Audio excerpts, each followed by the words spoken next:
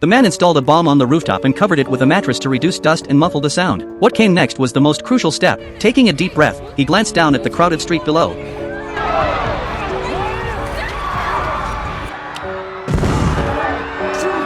The police seemed to hear the noise, but it was instantly drowned out by screams from the civilians. Nick finally breathed a sigh of relief. They had blown a massive hole in the rooftop, which happened to be directly above the building's ventilation system. Nick was so on edge at this point that he actually asked for a cigarette. He took a few casual drags before handing it back to Lisa, who had finally obtained the saliva sample she needed. What the police didn't realize was that this too was part of Nick's plan. The authorities quickly identified the jumper. Listen up.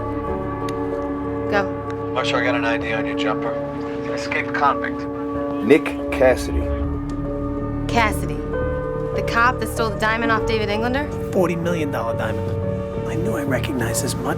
And coincidentally, this hotel was also owned by David. Directly across the street stood the jewelry exchange where Nick had been arrested. Combined with the suicide note he'd left on the table, the police began to understand that he was trying to prove his innocence. Nick's former partner learned about the situation and hoped Lisa could talk him down. When Lisa pressed him for answers, Nick finally told her the truth. 2 years ago, he'd been assigned to escort diamonds to a company, but during transport, 2 masked men had knocked him unconscious. The shipment disappeared, and he was framed as the robber and sent to prison. Nobody believed he was innocent, which was why he'd resorted to these desperate measures to clear his name. Since David's business had failed and he was facing bankruptcy at the time, Nick believed David had orchestrated everything as an insurance scam. When Lisa asked who might have attacked him, Nick admitted he wasn't certain of their identities, but he suspected David had bribed police officers to do his dirty work. In other words, at least 2 corrupt cops within the department had been involved in the whole scheme. Meanwhile, police located a security guard and prepared to inspect the exchange. To buy his brother more time, Nick pulled out cash and threw it into the air. The crowd below immediately erupted into chaos, with people scrambling on the ground to collect the money. This successfully delayed police action. At the same time, David had summoned the police captain, who turned out to be the very corrupt officer Nick had mentioned.